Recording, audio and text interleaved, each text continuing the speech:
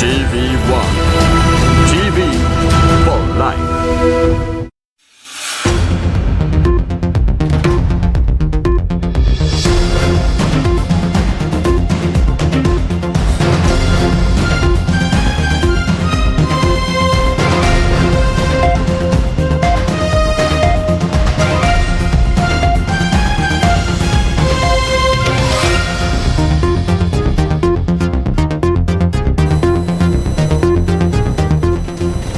With Sri Lanka slipping into an economic crisis, the IMF stepped in and offered us a bailout. However, this was not a free lunch. This came with conditions. Has Sri Lanka met these conditions? Is the IMF happy about how Sri Lanka's revenues have increased?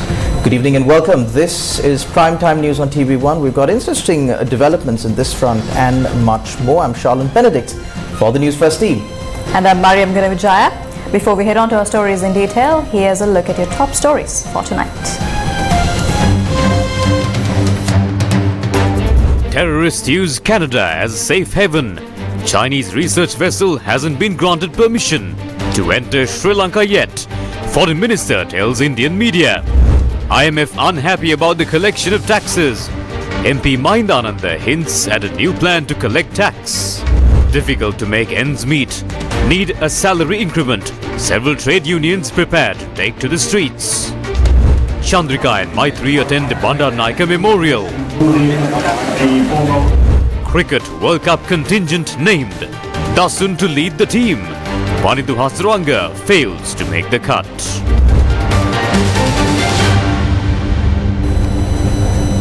Minister of Foreign Affairs, President's Counsel Ali Sabri has said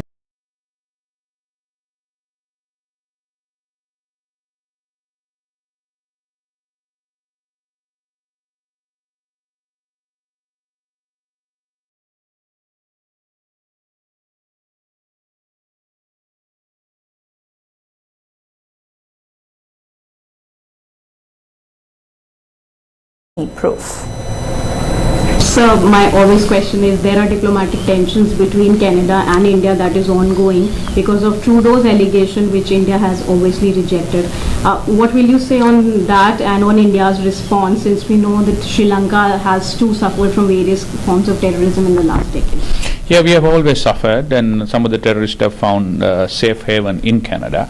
Canadian Prime Minister has this way of just coming out with some outrageous allegations without any supporting proof. The same thing they did for Sri Lanka, a terrible, total lie about saying that Sri Lanka had a genocide. Everybody knows there was no genocide in this in our country, and we have dealt it in the past. We have categorically rejected those outrageous allegations. So I'm not surprised that sometime Prime Minister Trudeau comes out with outrageous, unsubstantiated allegations. So since you mentioned about his comment on the genocide, we know Canadian High Commissioner in Sri Lanka was summoned. How do you think that statement has affected the relationship between Sri Lanka and Canada, and if we can talk about the wider Indo-Pacific? Yeah, that has actually affected our relationship. People to people, we have good contact. Foreign Ministry has a different take on that. Global Affairs has very clearly said that Sri Lanka did not go through a genocide, whereas the Prime Minister, as a politician, stand up and says that genocide had taken place. That itself is contradictory to each other. That doesn't help. I don't think anyone should poke into their nose into the other countries and tell as to how we should govern our country. We love our country more than anyone else. That's why we are in our country. So therefore, we are not very happy about that that statement at all. We have to look after our region. We need to work together. That's how we can create a peaceful environment there. And we should not be dictated by anyone else as to how we should conduct our affairs. Foreign media had given much publicity to the statement made by the Sri Lankan Minister of Foreign Affairs today. Indian media gave wide coverage to this statement that was made. Speaking on the arrival of a Chinese research vessel in Sri Lanka, Minister of Foreign Affairs Ali Sabri said that Sri Lanka has not yet given permission to the Chinese research vessel Xi'an 6 to dock in the country's ports. So there are reports of Chinese research vessel scheduled to be docked in Sri Lanka in October named as Xi'an 6. If you can tell us something about that, since we know that India in the past has raised concern because of its security, and how does Sri Lanka assures New Delhi that its security interest in the Indian Ocean will be? But we have now come out with the SOP, standard operate procedure. When we were making that, we consulted many of our friends, including India. So as long as that comply with the SOP, we have no problem. But if it doesn't comply with the SOP, we have a problem. We have not given the permission to come to Sri Lanka during the month of October. So there are negotiations going on. But Indian security concerns, which are legitimate, are very, very important for us. We have always told that because we want to keep our region as a zone of peace. However, the Chinese research vessel Xi'an 6 entered the Indian Ocean region on the 19th of September. In addition to that ship, the Yuan 1-5 Chinese vessel is already in the Indian Ocean region.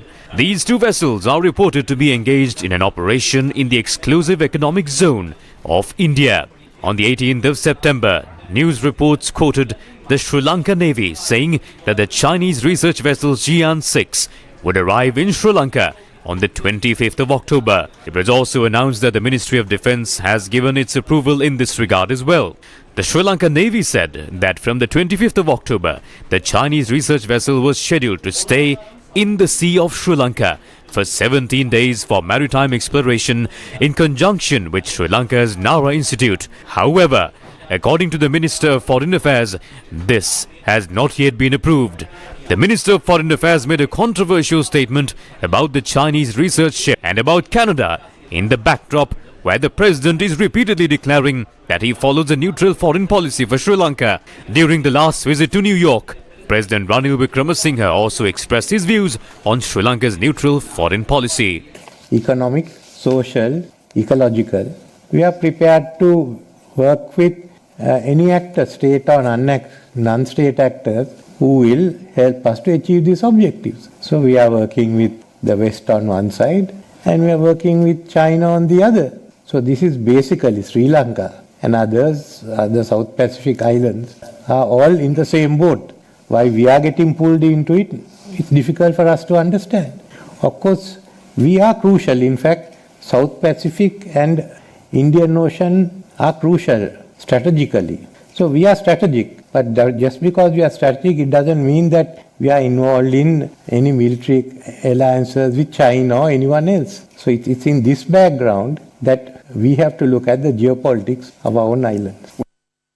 When the policy of the head of state is such, doesn't the foreign minister's statement on China and Canada raise concerns regarding the foreign policy of Sri Lanka?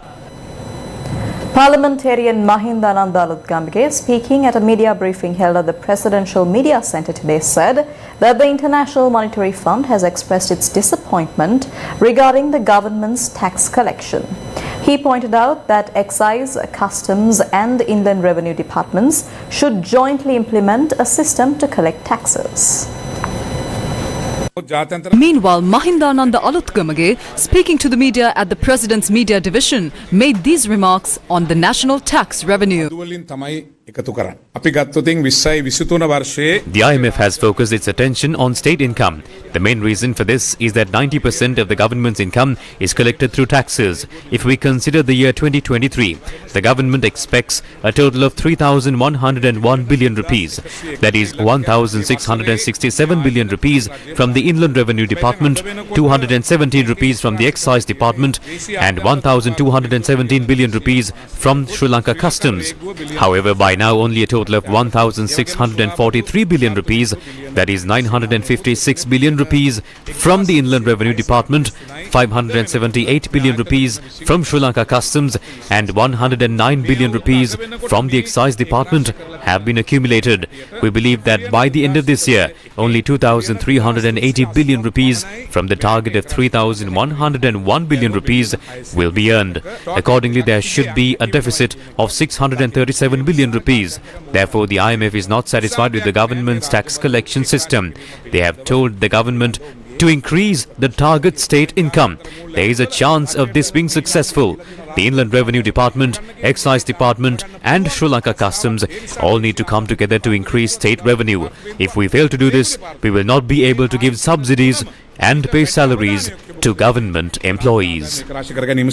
මේ බදු ආදායම අපි එක්කව කරගද නැත්නම් අපේ රාජ්‍ය සේවක වැටුප් ටික සහනාධාර ටික මේ කිසිවක් අපිට ලබා දෙන්න හැකියාවක්. Meanwhile, the fundamental rights petition was filed before the Supreme Court seeking a ruling that the basic human rights of the people are being violated through the decision taken by the Employees Provident Fund to reduce the benefits paid for the investments made to the government under the domestic debt restructuring program. The petition has been filed by General Secretary of the Samagi Jana Balawegaya, Parliamentarian Ranjit Madhum Bandara and Parliamentarian Professor G.L. Peiris. The Central Bank of Sri Lanka, its Governor, the Executive Board of the Ministry of Finance, the Treasury Secretary and the Attorney General and others have been named as respondents in this case. In the name of domestic debt optimization, it sounds very nice, but it boils down to basically imposing the heaviest burdens on the employees' provident fund and the employees' trust fund, where the rate of interest is reduced to 9% when the primary dealers among the wealthiest people are entitled to interest of approximately 18.5%. So that is an absolute denial of social equity in the most basic sense. We are bringing to the Supreme Court the grievances of the working people, and that is how we wish to resolve these issues. The government also stressed on the need to expedite the restructuring process of state-owned enterprises. As ministries, we can only make policy decisions. The officials are the ones who can enforce those decisions. Unfortunately, the responsibility of following up on the implementation of these decisions is up to politicians. Due to this, when carrying out a restructuring process, this matter will also have to be focused on. Changes will have to be made in this regard as well. Assigning the decision making to the government and implementation to the relevant officials, some organizations that are under full government control will be transformed into ones of high efficiency. The government plans on carrying out the restructuring process so that it impacts all three sectors. If not, the only support we will have is the IMF support and that of development representative agencies. We should remember one thing: if we do not maintain financial discipline and administration, we cannot get loans from any country. They will not give us loans. There will be no way for us to get financial aid either. Some think that all government institutions will be controlled by the IMF by October. We only have to do this due to the conditions set by the IMF. Even if the IMF sets conditions or not, there are several things that should be done by us that we didn't do. These things must be done. Opposition leader Sajith Premadasa stressed that he will take the necessary measures to amend the agreement with the IMF under his government. As a percentage of the gross domestic product, the national income was decreased from 12% to 8%, and the country is declared as bankrupt due to granting tax concessions ranging from 600 billions to 700 billions to the wealthiest billionaires of this country. In domestic debt restructuring, the government looted the Employee Provident Fund, disregarding the private bond dealers, private creditors and the banking system. I said that under our government we will not enter into such extreme decisions. IMF intervention is necessary. We will be accepting the intervention of the IMF not for the betterment of the politicians, but to ensure that the rights of the 2.2 billions of people in this country. We are ready to enter into a new agreement with the IMF. I would like to give that message to the IMF for the people of this country.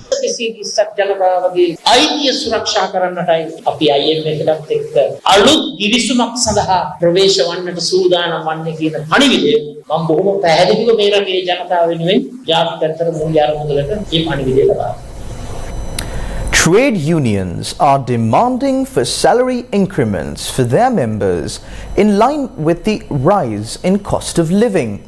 Now, trade unions representing the government and semi-government sectors stressed this during a joint press conference in Colombo today. The President and the ministers of this government are not administering the finances. They utilize the funds as per their discretion and are requesting the government and semi-government workers to make sacrifices. How can that be done? How many people received their salary correctly on payday yesterday?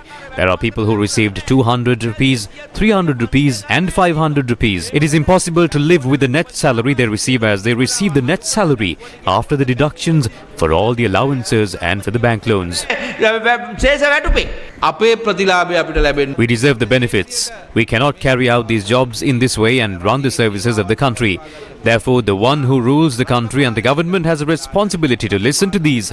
Therefore, we have decided today that we will give 14 days to hear the matter as an ethical trade union. If we do not get an answer within 14 days, we will launch a direct trade union action as government and semi-government trade unions. දවස් 14ක් ඇතුළත අපිට උත්තරයක් නැත්නම් ආණ්ඩුවෙන් අපි රාජ්‍ය සහ අර්ධ රාජ්‍ය වෘත්තීය සමිති එකමුතුව විදිහට ඍජු වෘත්තීය සමිති ක්‍රියාමාර්ග වෙත අවතීර්ණ වෙනවා.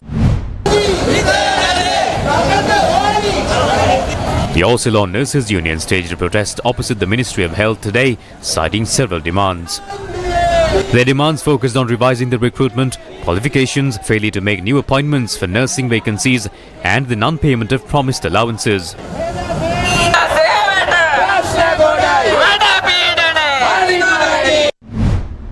Meanwhile, the Association of Education Professionals is preparing to carry out joint trade union action.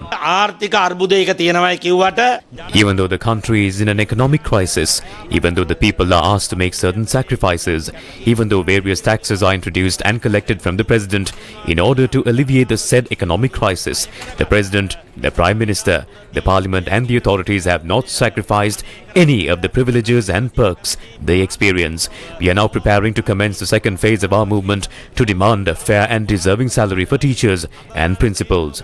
We will be starting off tomorrow in the city of Kandy by collecting the signatures of 100,000 teachers and principals.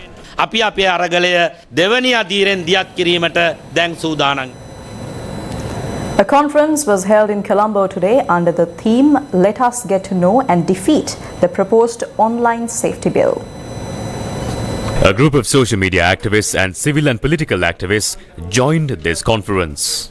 මෙතන තියෙන භයානකකම තියෙන්නේ කිසියම්ම හෝ නීතිමය ක්‍රමවේදයකින් තොරව ඒ ප්‍රකාශයේ. Now the danger here is that the President appoints a group of people called commissioners without any legal procedure to test the truth or falsity of a statement. They will completely wipe out freedom of speech and thought from this country. මේකෙන් වෙන්නේ භාෂණයේ නිදහස සිතීමේ නිදහස සම්පූර්ණයෙන්ම මේ රටෙන් අතුගාලා දාන එක. අපේ රටෙත් යම් ආකාරයක මාධ්‍ය වගේම සමාජ මාධ්‍ය ජාලවලට ක්වොලිටි එකක් ස්ටෑන්ඩඩ් එකක් මේන් කරන්න නියාමනයක් අවශ්‍යයි. නමුත් ඒ නියාමනය මේ වගේ පනතක් ගැනීම තුලින් ගන්න පුළුවන් ද? All the rulers do is to use it in the way they want and make sure it benefits them. Even the Anti-Terrorism Act is the same. It is necessary, but it is made to conserve their power. It is made to prevent people from rising up against them. තියාගන්න ඒක හදන්නේ මිනිස්සුන් ඒක ඔයගලන්ට විරුද්ධව නැගිටින එක වළක්වන්න. By the end of 2018, beginning of 2019, Singapore brought this law. When Singapore introduced the law, the Minister of Justice of Singapore and our Minister of Justice Ali Sabri were very good friends. That is why he found a blueprint for Singapore law. He is making the first draft of 2020. This work commenced long before the Aragalaya. As soon as Ali Sabri and Gotabaya Rajapaksa were elected, they wanted to block social media.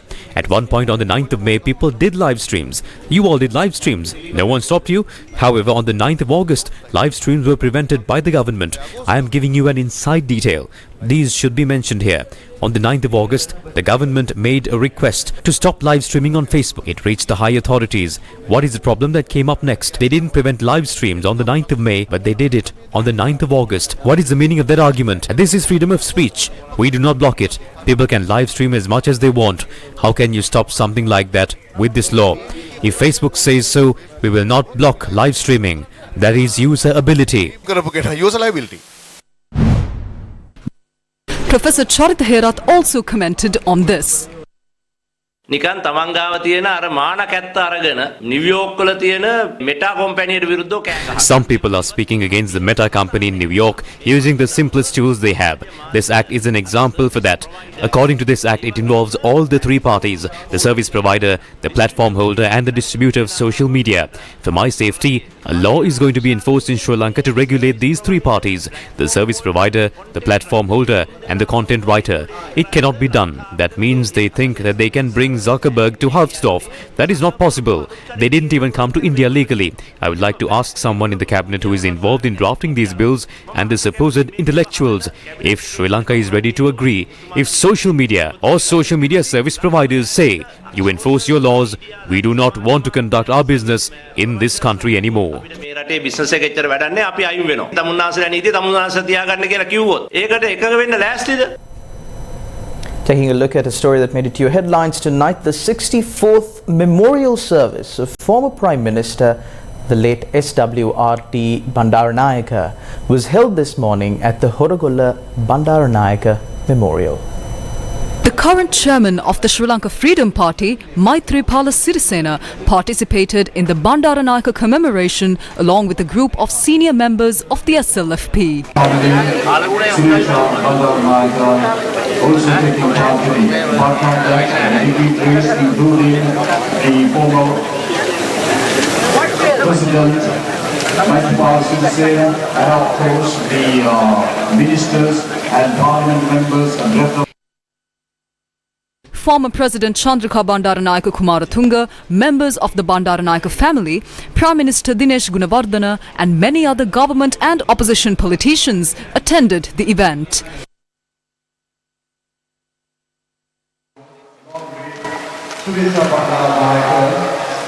Following religious activities, floral tributes were paid to the Bandaranayake Memorial. Madam, දේශපාලනේ කතා කරන්නේ. ඕන මගේ appointment ඉල්ලන්න interview එකක් දෙන්න. Madam, තත්පර 30ක් වාරණේසියා කම්පුනේ වැරදි. Madam, ශ්‍රී ලංකා නිදහස් පක්ෂය නව ලංකා පක්ෂය ශ්‍රී ලංකා නිදහස් පක්ෂයත් එක්ක එකතු වීම මොන හරි බලාපොරොත්තුවක් තියෙනවද? There is no such decision. There is so much more time to make such a decision as well. There is one more year. We do not know what would happen by then. Now, as you watch this news bulletin tonight, we'd like you to think about how easy it is for you to go grab a glass of water and quench your thirst. But how difficult would life be if getting a clean glass of water for you or for your family meant walking for miles every day and still not being certain that the water that you consume is clean? Yes, Shalan, this is reality in many parts of rural Sri Lanka. And today, once again, Gammadda stepped in to change things. අපේ අරාගත දරුවන්ට බලපාන වකුගඩු රෝගයෙන් මිදෙන්න මේ ජල ව්‍යාපෘතිය මේ බොහෝ ප්‍රයෝජනවත් වෙයි කියලා හිතනවා. ගම්මැද්ද වැඩසටහන සම්බන්ධ වෙලා අපිට මේ සිදු කර දෙන කාර්යයට බොහොම ස්තුතියි බොහොම පිං. The Vilgale Vidyalaya is a school in the northwestern province. This school provides education to nearly 400 students. These children are studying hard to create a better future for themselves and the country in the midst of untold hardships. The water taken from the well in this village is not suitable for consumption. But these people have no option. Although some people purchase water from Bowsers, a majority of people here don't have that kind of money. This issue faced by the people of this village was brought to the attention of Gammadda. Gammadda got right down to work, together with the Institute of Chartered Accountants of Sri Lanka. The foundation stone for a water purification project was laid at the Vilgale Vidyalaya as a first step to provide clean drinking water to the children of this village and the community as a whole. Senior government service representatives including the Zonal Director of Education, Devika Herath, Assistant District Secretary, Erandi Ruanpura, representatives of Sri Lanka Police, along with representatives of CA Sri Lanka and representatives from the Gammadda movement were amongst those present at the foundation laying ceremony. This project was made possible by the kindness of the members of the Institute of Chartered Accountants. CA Sri Lanka Council member Tishan Subasinghe had this to say. අපේ රට මේ වෙලාවේ යම්කිසි ආර්ථික අර්බුදයකට අපි මුහුණ පෑ මම හිතන්නේ පොඩි උනත් ඔය We all know that our country is going through economic difficulty, and we also see lots of young people trying to leave our shores. Working overseas isn't a bad thing. Many of us have done that as well, but we returned. I think if there is a way that you want to repay the kindness shown to you, then the best way to do that is to be committed to our motherland. Don't believe in the notion that there is no hope in Sri Lanka. We all go through good times and bad times, be it individually as a family or as a nation. Abandoning a family during bad times isn't something that can be accepted. Similarly, we must be committed to our nation during these difficult times and learn to face new challenges. මං හිතන්නේ අපිට නරක කාලයක් ආපුවම අපි අපේ පවුල දාලා යන්නේ අපේ ගම දාලා යන්නේ ඒකට අපි මුහුණ දෙන්න ඕනේ. Technical support for this project was provided by the Sri Lanka Navy. This special day was made even more special by the students of this school who showcased their talents. The ceremony began and the students of the Velgale Vidyalaya were also given a platform to showcase their talents.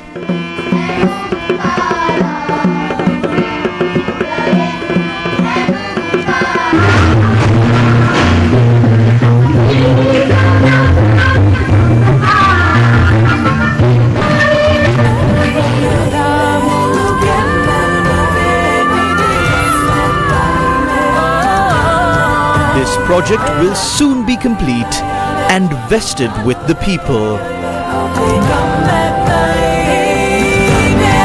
Gammadda, for the people, by the people. News first, with the people. And that, of course, is the change that Gammadda, which is fueled by the pulse, power and support of the people, is making across Sri Lanka. Moving on in more local news, a minor tremor has occurred in Bulletin last night. The Geological Survey and Mines Bureau reported that a minor tremor occurred around 11:20 p.m. last night in the Bulletin area of the Monaragala district.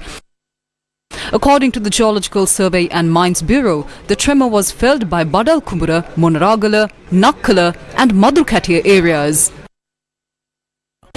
There was a tremor. It even resonated to our roof for about 3 to 4 seconds. The entire floor shook. Things were falling off everywhere. And we were also shocked to see this.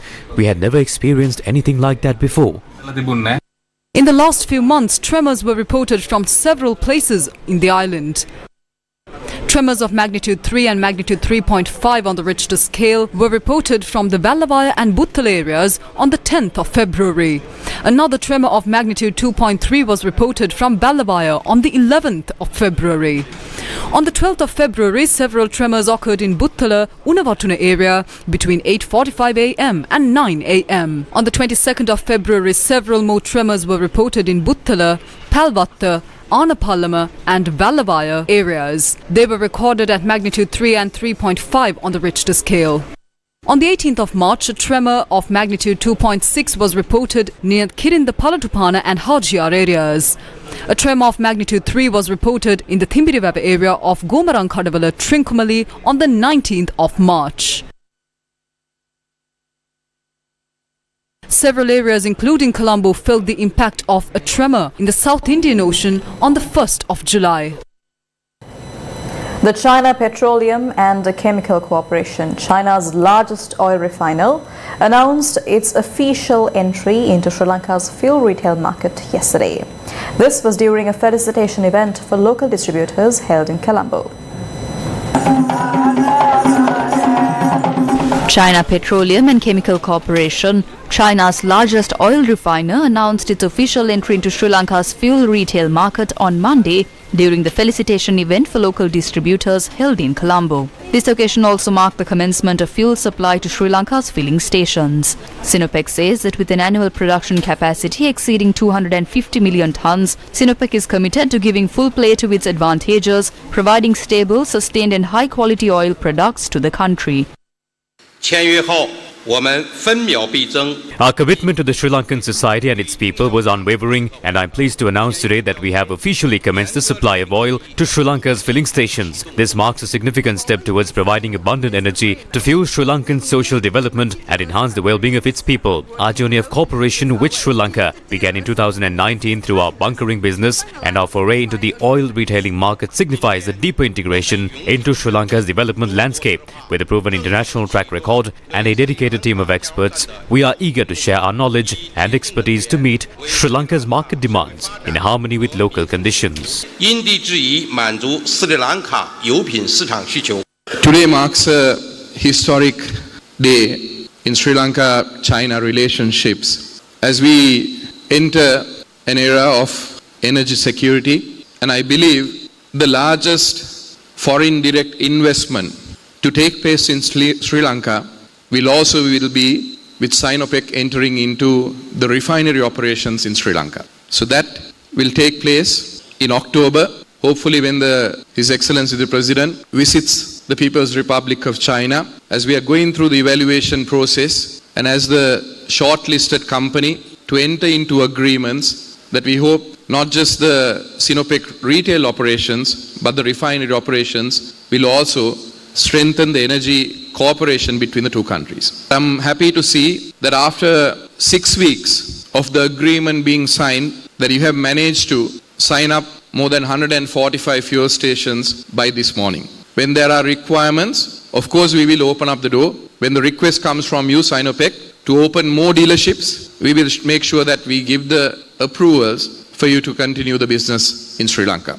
Under the agreement inked between Sinopec and the Ministry of Power and Energy of Sri Lanka, Sinopec has secured a 20-year license to franchise 150 existing filling stations throughout Sri Lanka and invest in an additional 50 filling stations. With the recent developments in the ongoing legal battle between Hamilton Reserve Bank and Sri Lanka, the Financial Times of New York has brought to light an intriguing legal maneuver that Sri Lanka might employ to its advantage. The Financial Times reported that the lawsuit, which has garnered attention due to questions surrounding the identity of those backing the litigation, draws parallels with historical cases such as Water Street Bank and Trust's legal actions against sovereign nations in the early 1900s. They further reported that the Water Street's litigation against Panama faced a setback when Panama invoked a champerty defense, a legal doctrine prohibiting litigation primarily motivated by financial gain. Panama demanded the disclosure of the true parties behind the lawsuit, demanding the dismissal of the case, but Water Street refused to comply. This tactic of revealing the actual human beneficiaries of holding companies proved effective. They added that Sri Lanka now faces a similar predicament with the Hamilton Reserve Bank lawsuit. However, buried within the tax clauses of Sri Lanka's sovereign bond lies a unique legal weapon, the tax gross-up clause. This clause, common in sovereign bonds, ensures that the borrower, in this case Sri Lanka, will make payments of principal and interest free from withholding or other taxes. If changes in law result in taxes imposed by the sovereign, the country is obligated to pay additional amounts to bondholders. The Financial Times reported that Sri Lanka's tax clauses include a distinctive provision stating that additional amounts will not be paid if the beneficiary owner fails to comply with reasonable requests by Sri Lanka concerning nationality, residence, identity or connection with Sri Lanka. Such compliance may be required by Sri Lankan law to qualify for tax exemptions. In practical terms, this means that Sri Lanka can withhold payments if it suspects that domestic residents are among the bond owners and seeks full disclosure of their identities for tax determinations. This tactic could potentially affect both interest and principal payments depending on the duration of the default. Furthermore, Sri Lanka could assess back taxes against bondholders who are suspected of evading taxes until they reveal their identities and prove otherwise. The Financial Times said that this legal strategy presents Sri Lanka with a powerful tool to address the Hamilton Reserve Bank lawsuit. The Sri Lanka Press Institute unveiled the study report titled The Study of Annual Reports by Public Authorities under Section 10 of the RTI Act in Colombo yesterday. The study report, titled The Study of Annual Reports by Public Authorities under Section 10 of the RTI Act, was unveiled by the Sri Lanka Press Institute. Former Speaker Karu Jayasuriya, police spokesperson S.S. Pinya Thalduwa, among others, attended the event as well. Before we begin, I must focus on this particular... The report was compiled by Netmi Jinadasa and presented by Shalini Fernando.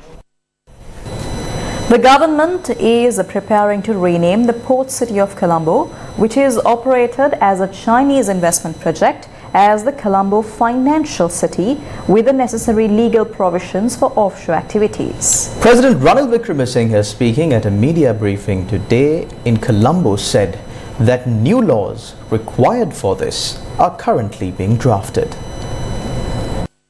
The International Alternative Dispute Resolution Centre held a conference on commercial arbitration today in Colombo under the chairmanship of President Ranil Wickremesinghe. Now we want Sri Lanka to be a centre.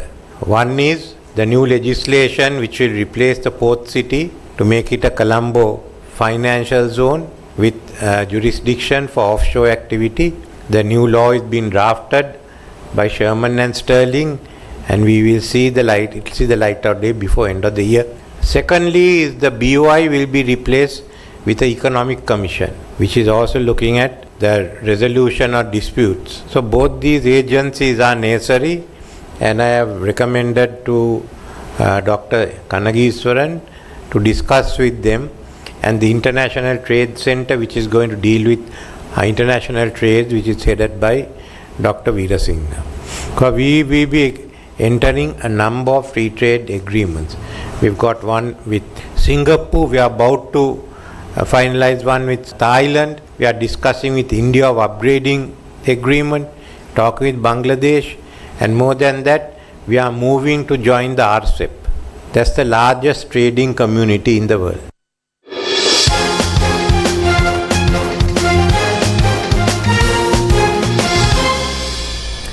Sri Lanka Cricket announced its squad for the upcoming 2023 ICC Cricket World Cup.